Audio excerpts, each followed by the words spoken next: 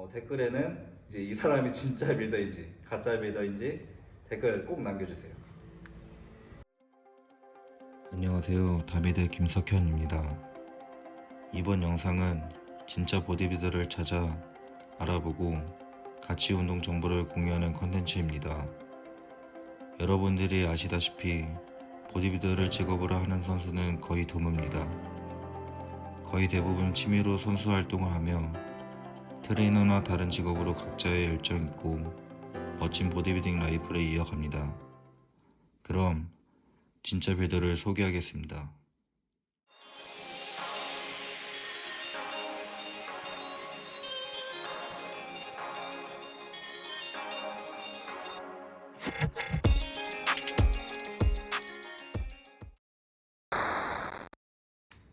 안녕하세요. 저는 다비드 채널의 고피디입니다. 이재철 선수님과 촬영이 있어서 이렇게 뵙게 되었는데요. 이재철 선수님 정식으로 저희 구독자님들에게 처음 인사니까 인사 한번 부탁드릴게요. 안녕하세요. 저는 이제 올해 나이는 42살이 됐고요. 보디빌딩 이제 선수 생활은 15년 차 됐습니다. 이름은 이재철이라고 하고요. 영상이 이제 되게 처음인데 좋게 봐주셨으면 좋겠습니다. 옆에 있는 대표님도 인사해 주세요. 이번에 콘텐츠 하는데 콘텐츠 제목은 진짜 빌더고 이제 구독자 여러분이나 시청자 여러분들이 봤을 때 이제 가짜 빌더인지 이 사람이 진짜 빌더인지 판단해서 이렇게 댓글 남겨주시면서 이렇게 소통하면 재밌을 것 같습니다. 그래서 앞으로 이제 이재철 선수님부터 시작해서 다른 선수들도 이렇게 같이 해서 운동하면서 이런 운동 정보나 이런 공유를 할 거고요. 댓글에는 이제 이 사람이 진짜 빌더인지 가짜 빌더인지 댓글 꼭 남겨주세요.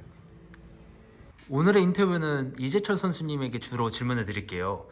15년 동안 보디빌딩을 하셨다고 하셨는데 도대체 보디빌딩 어떤 게 매력이 그렇게 끌리셔서 오랜 기간을 하시게 되신 거예요? 제가 20살 때부터 허리가 이제 허리가 되게 안 좋았는데 병원에 이제 방문을 했더니 이제 MRI 촬영과 이런 걸 해서 이제 좀 재활식으로 운동을 해봐라. 허리가 너무 안 좋으니 이제 재활식으로 운동을 하라고 해서 이제 그때 이제 상명대학교 웨이트장에 가서 이제 근력 운동을 조금씩 했던 게 그 매력이 너무 몸이 이제 변하는 과정이 제 몸이 변하고 있고 허리도 많이 좋아지고 있고 그래서 그 매력이 너무 빠져서 포기를 못 하겠더라고요. 그래서 그러면 내가 직업도 트레이너로 가고 선수 생활을 한번 해보자 라고 해서 마음을 먹었는데 그게 이제 한 15년 정도 지금까지도 선수 생활을 하고 있습니다. 허리는 왜 아프셨어요? 허리는 이제 제가 요추불리증이라는 어, 선천적으로 이제 요추가 이제 5번 쪽이 좀 떨어져 있는 그리고 이제 그걸로 인해서 이제 디스크 협착까지 이제 와서 이제 허리가 되게 이제 이제 수술도 많이 권유를 받았었고 근데 이제 병원에서는 이제 하체 근력을 많이 키워야 된다라고 이제 의사 선생님께서 말씀을 해주셔서 이제 그게 제가 운동을 접했던 계기가 된 것 같습니다. 많은 분들이 지금 디스크 환자분들이 되게 우리나라에 많으신데 지금은 허리가 아예 다 좋아지신 건가요? 근데 지금은 제가 이제 통증은 아예 없고요. 네. 통증은 아예 없고 이제 스쿼트도 이제 제가 할 수 있는 무게는 원활하게 다 할 수 있고. 네. 그 운동으로 디스크 치유가 된다는 말씀을 지금 하시는 거네요. 그거는 장담은 못하지만 네, 저는 제가 이 운동을 접하면서 아니면 회원님들을 지도하면서 좋아지는 케이스를 많이 봤기 때문에 저 역시도 되게 많이 좋아졌고 지금도 통증이 없고 해서 저는 어느 정도 운동으로서 커버가 된다라고 생각하고 있습니다. 나도 그 허리 아픈 적은 한 번도 없거든. 네. 근데 이제 여기 이재선 선수님 얘기 들어보면 이거 돈 많이 될 것 같아요. 뭐 운동하다가 아프시거나 아니면 원래 운동도 안 하고 하시는데 좀 아프시거나 하시는 분들을 보면 이게 가능할까 하면서도 이제 해보면 좋을 것 같아요. 의사분들은 허리가 아프다고 하면 무조건 운동을 하지 말아라고 말씀하시는 분들 되게 많거든요. 특히 허리 안 좋은 스쿼트나 데드리프트 이런 운동을 하지 말라. 그냥 많이 걸어라라고만 말씀하시는데 오히려 운동을 해서 이걸 더 개선을 해야 되는 부분이 그렇죠. 어쨌든 강화를 시켜야지. 강화가 중요한 거지. 그럼 이재철 선수님이 15년 동안 대회는 도대체 몇 번 정도 나가셨어요? 대회는 네. 셀 수는 없는데 꾸준히 계속 나갔던 것 같아요. 천안시 대표를 하면서 도민체전 대한보디빌딩 협회에 이제 속해 있는 대회를 뛰고 이제 코로나로 인해서 이제 대회가 다 못 나가게 됐을 때 제가 그때 이제 사설 대회로 뛰기 시작했던 것 같아요. 네.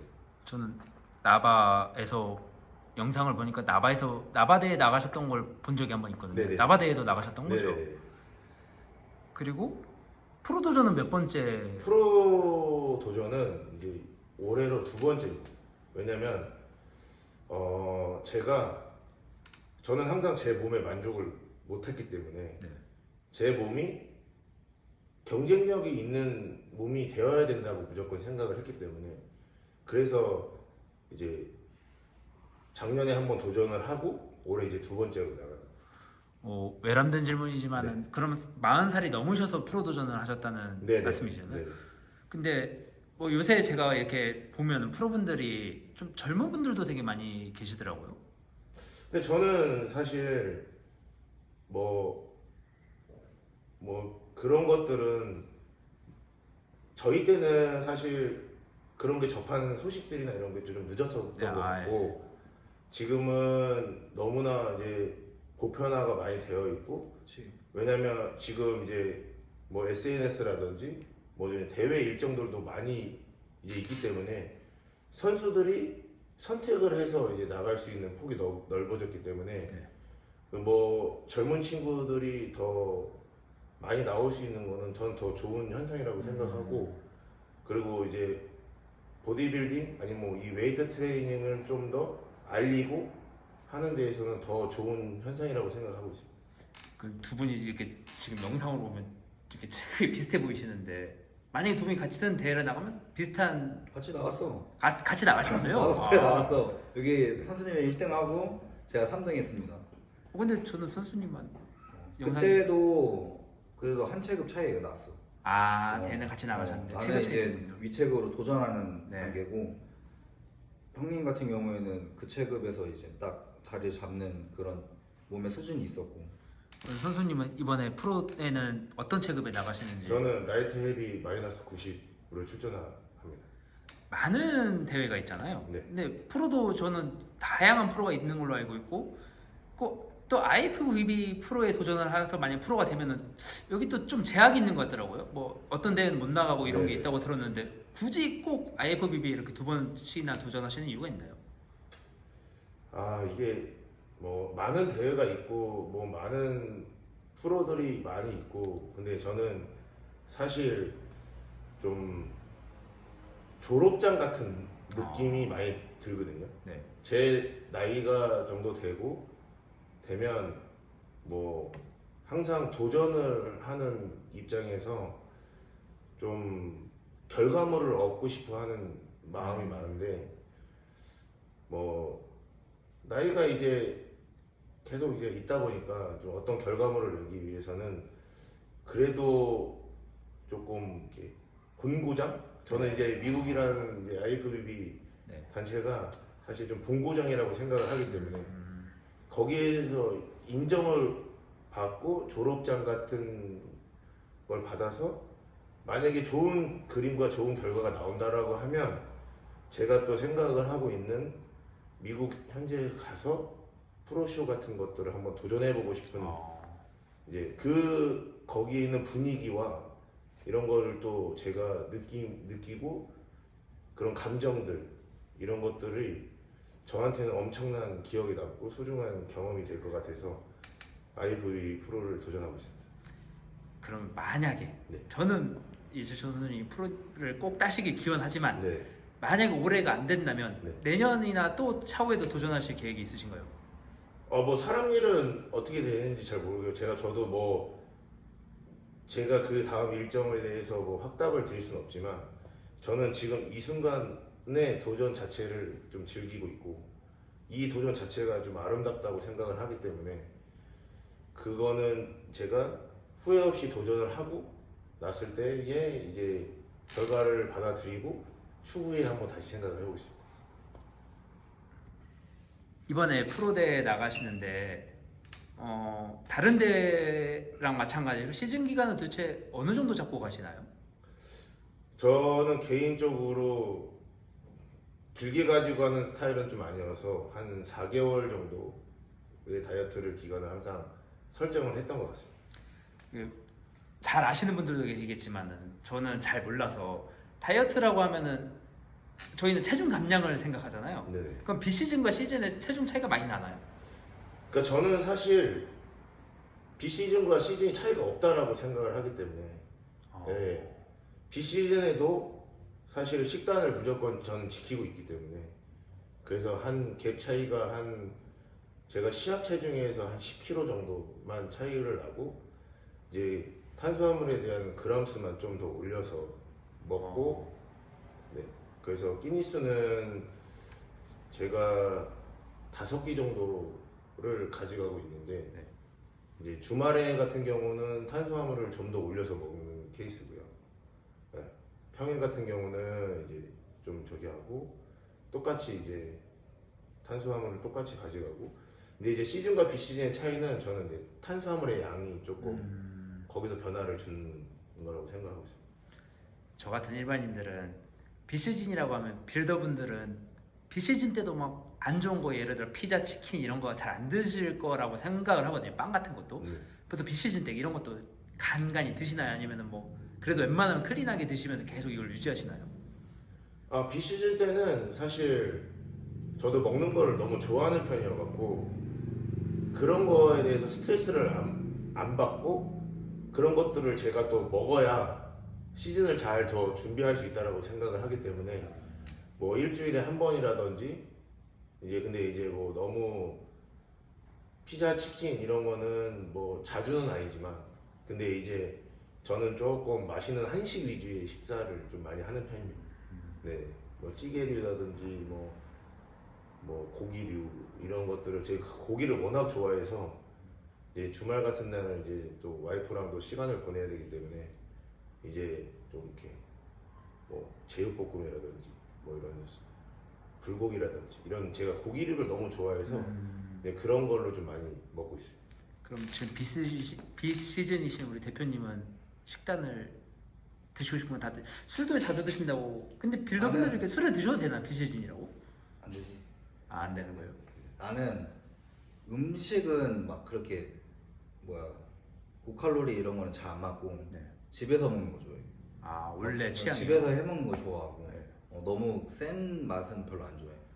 근데 이제 술은 이제 그냥 생각날 때 먹어 그냥 그런 거. 근데 딱 시즌이다 하면 이제 한 달 전부터는 좀 이제 원래대로 이렇게 몸을 돌려놓지 다시. 그럼 시즌을 잡을 때 한 달 정도 돌려놓고 그 다음에 시즌에 돌입하는 거예요? 저는 그게 개개인마다 좀 조금 다른 것 같아. 이게 어쨌든 뭔가 이제 완전 내가 막 프로 선수다 막 이렇게 하는 것보다 나 이렇게 좀 즐기면서 할 때는 딱 하는 스타일이고 그렇게 이게 습관화가 되는 것 같아. 그 스타일이 조금씩 다른 것 같아. 뭐 담배 계속 피는 사람한테 너 담배 피지 말고 막 운동해 이러면 안 되잖아. 그렇죠.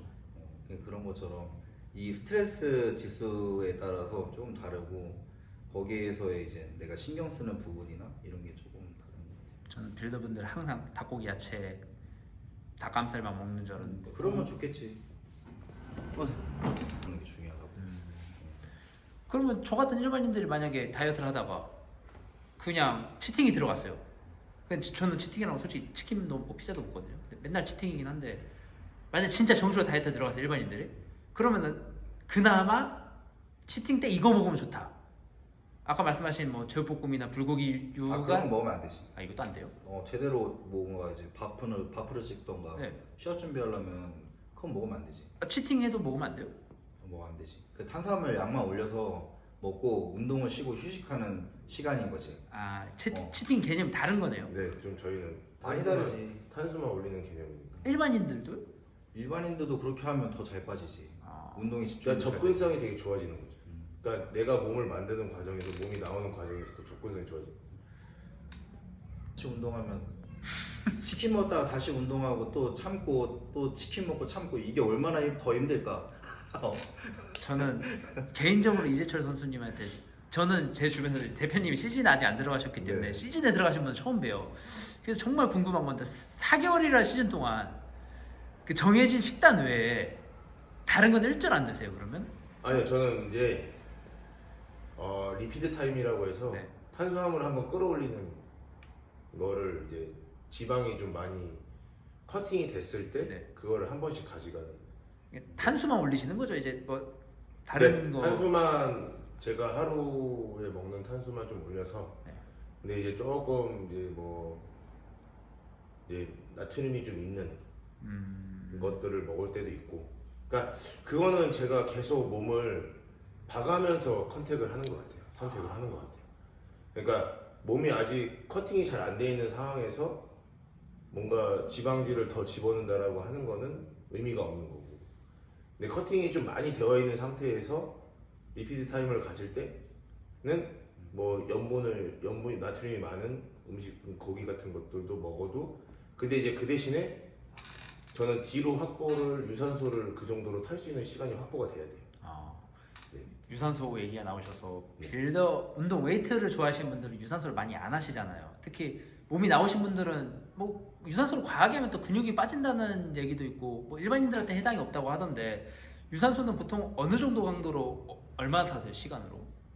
근데 이거는 이제 뭐 선수마다 개개인마다 자기 패턴이, 그러니까 생활 패턴에서 있는데 네. 저희는 아무래도 근무를 해야 되고 네. 일을 해야 되기 때문에 저는 그 일하는 시간에서 계획을 짜는 거예요. 근데 일하는 시간에서 계획을 짜고, 근데 이제 보통 대부분의 선수들은 뭐 아침에 이제 일어나서 뭐 식사를 함께 하고 유산소를 타는 분들도 계시고. 네. 근데 저는 이제 아침에 제가 운동을 해야 되기 때문에 항상 이제 웨이트를 먼저 하고 유산소를 하고, 평일 같은 기준에서는 유산소를 한 2번 정도 탑니다. 근데 네, 웨이트 끝나고는 좀 이제 시즌 초반에는 고강도를 좀 타고, 네. 뭐 이제 천국의 계단이라든지 좀 칼로리 소모가 좀 많은 것들을 타고, 그러고 나서의 몸의 피로도가 내가 좀 많이 쌓였다라고 하면 이제 런닝에서 살을 이제 걷는 식으로만 하고 있습니다. 그러니까 몸에 맞춰서 제가 이번 시즌에는 조금 내 몸 컨디션에 좀 많이 맞춰져 있기 때문에 그 컨디션에 맞춰서 유산소를 좀 조절을 하고 있습니다. 자기 몸을 잘 알아야 되는군요 빌더분들은. 많이 해봐야지. 네, 좀 그거는 그러니까 내가 어떤 상황에서 뭐 피로도가 오고 그러니까 저는 이제 유산소를 갑자기 타다가도 몸이 좀 피곤하다고 하면 바로 중단하고 내려와요. 네, 막 이 약 물고 막 죽어라 탈 필요 없는 거예요. 네. 저는 그냥 다이어트는 전문가 얘기를 듣고 네. 그 다음에 이제 선수분들이 얘기하는 거는 진짜 경험에서 나오는 거기 때문에 무조건 따라 해보면 좋을 것 같아요. 그러면은 만약에 처음에 오는 그 일반인들의 레슨을 받으러 오시는 분들한테는 유산소를 얼마를 타라고 최소 이 정도 타라고 얘기해 주시잖아요. 트레이너 분들이 일반인들한테는 어느 정도 타라고 저는 추천해요? 그냥 한 40분 정도, 40분 이상 뛰는 거예요? 아니면 걷는 그냥 거? 걷는 거. 약간 걸어도 좀 돼요? 빠른 걸음식으로. 네. 또 관절이 또 부담이 있으신 분들도 계시기 때문에 그거는 이제 저희 기준에 너무 맞추기보다는 이제 회원님들의 기준에서 관절에 부담 없는 선에서 그거를 설정해 드리는 게 맞다고 생각을 해서. 네. 이제 많은 분들이 관심이 많으신 운동 질문을 한번 드려볼게요. 트레이너 입장에서 처음에 운동을 하러 오신 분들에게 가장 추천하는 분할수가 따로 있나요? 저는 뭐 주 몇 회 나오시느냐가 중요한 것 같고 네. 뭐 주에 뭐 주말 빼고 다 나오신다라고 하면 그냥 오분할을 추천해드릴 편이에요. 왜냐면 한 번씩은 그래도 다 접해보시고 네. 그리고 거기에 저는 이제 집중을 할 수 있는 게 더 좋다고 생각하기 때문에 뭐 요거 조금 몇 세트 하고 뭐 가슴 하고 뭐 이두 하고 이런 분할법보다는 가슴을 만약에 하면 가슴에만 집중을 할 수 있는 시간을 부여하고 네. 뭐 그 다음 날은 또 뭐 등에 하면 등에 대한 거에 대해 집중할 수 있는 시간을 부여하고 그래서 일반인들 초보자분이라고 하면 그런 5분할부터 천천히 이렇게 다 해보시는 게 좋다고 생각을 합니다. 대표님도 같은 생각이세요? 그렇지. 5분할을 한다는 것 자체가 일단은 운동을 주 5회 나와야 되는데 그 습관화가 처음이 중요하지. 그러면 시간이 흘러서 그 습관화가 된 분들한테는 분할을 뭐 이렇게 바꾸는 것도 괜찮은 방법일까요? 그렇지. 네, 저는 좋다고 생각을 해요. 아, 왜냐면 이제 하다 보면 또 욕심이 생기실 거고 네. 몸에 변화도 있을 거고 네. 그러다 보면 몸에서는 또 새로운 자극을 원할 거고 저희가 어찌됐건 신경 전달 자극을 받아야 되는데 네. 그런 것들이 이제 또 필요한 거죠. 사실 변화가 필요한 거기 때문에 변화를 한번 주고 하다가 다시 또 뭐 시간에 대한 여건을 보고 또 다시 돌아갈 수도 있는 거고. 이 운동은 뭐든 이렇게 점진적 가부화처럼 이렇게 약간 계속 변화를 줘야 되는 거네요. 계속 힘을 더 주거나 이렇게 루틴을 바꾸거나 좀 다양하게 운동을 해야 돼요. 저는 개인적으로 그렇게 생각을 합니다. 왜냐면은 뭐 이렇게 이건 이거다라고 하면 너무 이렇게 정해놓고 들어가면 사실 몸에 더 발전이 없다라고 생각해요. 사실은 제가 이 질문은 갑자기 생각난 질문인데 그 얘기는 그러면은 집에서 하는 홈트로는 몸을 만들기가 조금 어렵다는 얘기도 될 수 있나요? 홈트로는 뭐 저는 한계가 있다고 봅니다. 그러니까 유산소적인 것만 뭐 집에서 타시는 게 좋은 것 같고, 그러니까 시각적인 면도 되게 중요하다고 생각을 하기 네. 때문에 그래서 헬스장을 이제 등록하셔서 나가시면 여러 사람들을 많이 보게 되니까 내가 동기부여가 얻는 것도 엄청 크기 때문에 저는 이제 가서 운동을 하고 이제 뭐 머신 운동이든 뭐 프리웨이트 운동이든 하시는 게 되게 좋다고 생각해요. 이거는 두 분에게 동시에 드리는 질문인데요. 요새는 머신이 엄청 잘 나오잖아요. 특히 제가 알기로는 요새 이 주변 다 헬스장도 외국 머신, 뭐 유명한 머신들 많이 들어와 있는 걸로 알고 있는데 그래서 프리웨이트가 위험하고 힘들고 하니까 인기가 많이 떨어지고 머신 운동에 대해서 되게 많이 인기가 올라오고 있어요. 그래서 프리웨이트를 처음에 하면은 좋다고 생각하시나요? 아직도? 머신이 이렇게 잘 나오는 세상인데도? 나는 이 움직임 원리부터 알아야 되기 때문에 머신은 움직임이 정해져 있어서 뭐 크게 의미가 없고 이 프리웨이트 했을 때 수직 저항에 대해서 그 기준점에서 본인이 움직였을 때 그 해당 부위에 자극을 만들어 나가는 게 중요하고 그렇게 되다 보면 머신은 되게 쉬워지는 거고 프리웨이트 해야지 이 밸런스가 잡혀 있기 때문에 밸런스가 중요해요. 그래서 오래 운동하고 싶으면 프리웨이트도 계속 해야 되고 대형 센터 가면 숨은 고수들은 다 덤벨 바벨 들고 있어. 막 눈 막 돌아가고 막 불안한 사람들은 머신 가서 하고 있어. 눈치만 보다가 찔리네요.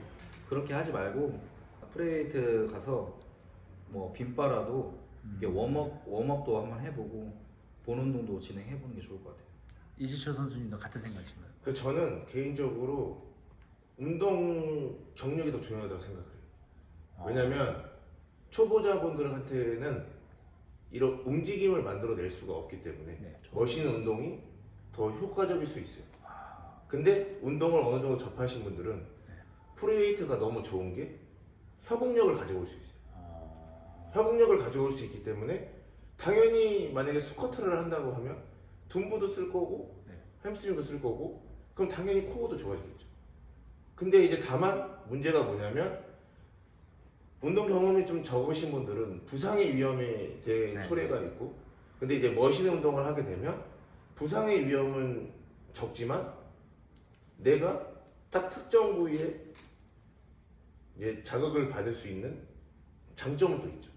근데 이제 뭔가 움직임 자체를 만들어내는 것과 만들어내지 않는 차이가 있는 거죠. 제가 개인적으로 생각하기에. 그럼 두 분의 의견을 종합해 보면 초보자든 중급자든 항상 프리웨이트는 가야 된다는 얘기네요. 초보자 저는, 때도 배우고 네, 저는 해야 중급자 된다고 생각합니다. 지금도 하시나요 그러면? 저는 프리웨이트는 지금도 무조건 합니다. 프리웨이트를 먼저 하고 제가 조금 이제 힘이 좀 떨어졌을 때 머신으로 턴하는 스타일. 그러면은 1시간 운동한다고 했을 때 프리웨이트를 비중을 얼마나 가져가시나요? 1시간 운동을 한다고 했을 때 한 40분 정도는 프리웨이트를 가져가는 거예요. 대표님도 마찬가지인 거예요? 나도 그 정도. 그러면은 거의 프리로 다 털고 그냥 머신으로 마무리한다는 얘기. 네네. 이제 마지막 질문 하나 드릴게요. 이건 저를 위한 질문이에요. 제 최대 관심사 다이어트 방법. 그든 저는 저희 와이프랑 저랑 다이어트를 하는데 맨날 의견 가가지고 싸워요. 여자는 와이프는 그 지식이 많이 없으니까 무조건 저탄을 해야 된다. 저는 대표님한테 식단을 받은 게 있기 때문에 어느 정도 탄수화를 먹어야 된다고 들었거든요. 그냥 저 같은 그냥 좀 체지방률이 높은 20%가 넘어가는 체지방률을 가진 분들에게 다이어트를 한다고 했을 때 만약에 트레이너 입장에서 저탄 뭐 아니면 탄수화물을 어느 정도 먹고 뭐 요새 많잖아요. 뭐 탄수화물 사이클링이든 뭐 여러 가지 방법이 있잖아요. 가장 선수님이 생각하시기에 좋은 다이어트 방법 뭐라고 생각하세요? 그러니까 저도 시합을 계속 뛰면서 이제 항상 영양적으로 내가 어떻게 가져가야 되는지를 항상 고민했던 것 같고, 근데 이번에는 이제 제가 라이트 헤비를 뛰기 때문에 이제 탄수화물에 대한 것들을 이제 제 체중에 맞춰서 조금 계산을 해서 들어가는 편이었거든요. 근데 이번에는 저도 되게 많이 좀 도전을 했었고, 이제 항상 피드백이 왔던 거에 대해서는 약간 좀 이렇게 좀 사이적인 면이 조금 부족하다는 피드백을 많이 받아서, 근데 이제 저는 이제 일반 분들이 이제 그렇게 오면 내가 이제 다이어트를 했을 때 체중이 어느 정도까지 내려갈 뭐 어느 정도 얼마까지 빼는 걸 좀 가정하잖아요. 네. 뭐 이렇게 여기까지 빼 이게 아니라 네. 한 요 정도까지 뺄 거라는 걸 가정 만약에 예시를 만약에 준다라고 하면 거기에 맞춰서 탄수화물을 설정해 주는 게 맞다고 생각해요. 네. 그리고 단백질 같은 경우는 저는 조금 되게 골고루 먹는 편인데 네. 일단 소화가 잘 돼야 된다고 생각을 하기 때문에 저는 계란의 비중을 좀 아침하고 자기 전에는 계란의 비중을 좀 남백을 주는 편이고, 내가 운동을 하고 활동하는 시간에서는 약간 이제 고단백 식사를 조금 소고기라든지 생선이라든지 닭가슴살이라든지, 그러니까 하나에만 치우치지 말고 여러 가지를 좀 드셔보시면서 본인한테 맞는 것들, 본인이 소화가 잘 되는 것들을 한번 경험을 해보시는 게 딱 이거다 저거다 이게 아니라 드셔보시고, 뭐 어떤 분은 소고기가 맞는 분이 있고 뭐 어떤 분들은 닭가슴살이 맞는 분이 있고 근데 이제 어떤 분들은 이제 내가 뭐 위가 약해서 뭐 장이 약해서 소화가 안 되신 분들이 있어서 계란이 맞으신 분들이 편하신, 그러니까 저는 이제 소화가 잘 돼야 되고 탄수화물이 어느 정도 넉넉하게 들어가야 대사가 올라가서 내가 운동에 대한 퍼포먼스와 컨디션이 좋아진다고 생각을 하기 때문에 드신 만큼의 그거를 소비하려고 하셔야지, 내가 살이 안 빠져? 뭐가 안 돼? 그러면 자꾸 탄수화물만 줄이시려고 한다. 네네네. 네. 그러면 내 몸과 컨디션이 더 떨어질 것이고 움직임 자체가 제한이 될 것이고, 그러면 어떠한 운동을 하는데 어떠한 자극도 없으시고, 그래서 대사를 정말 좀 잘 생각을 해보셔서 거기에 맞춰서의 그런 설정을 하시는 게 가장 좋다고 생각합니다. 제가 저희 대표님과도 이렇게 질문하다 보면은 답을 딱 내려주지 않으셔서 어쩔 수 없어. 네, 근데 이제 사람들은 사실은 잘 모르니까 이렇게 와서 상담을 받을 수 있는 것도 아니라서 답을 내려주기 원하시는 분들 되게 많이 계세요. 저도 집에 와서 고민해봐도 그럼 내가 얼마나 먹으라는 소리지? 솔직히 그걸 잘 모르겠단 말이에요. 그냥 뭐 이렇게 몇 번 하다 보면은 알겠죠. 뭐 이렇게 컨디션에 따라서 조절해야 된다는 거. 근데 뭐 그럼 가볍게 그냥 80kg 기준이야. 남자의 80kg 기준이면은 탄수화물을 보통 요 정도 들으라는 이 정도의 그걸 좀 정해줄 수 있나요? 80kg에 대한 기준점은 한 끼 식사 탄수를 250 정도 잡습니다. 한 끼 쌀밥. 식사를요? 네, 쌀밥.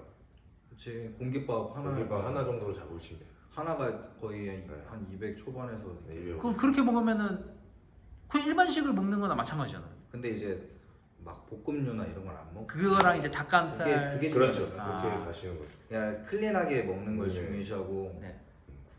그게 되게 잘못된 생각이 같은 칼로리인데 다르지. 아. 영양 자체가. 순수, 탄수, 단백질, 뭐 불포화 지방산 이렇게 무게지 이렇게만 조성된 거라 막 설탕도 당도 올라가 있고 포화 지방도 많고 이런 거랑은 아예 다르지. 그러니까 클린하게 먹는 거를 기준으로 하고 이제 그냥 한 달에 그냥 막말로 그냥 한 달에 300g씩 먹어봐. 계속 세 끼. 그거 안 빠지잖아. 네.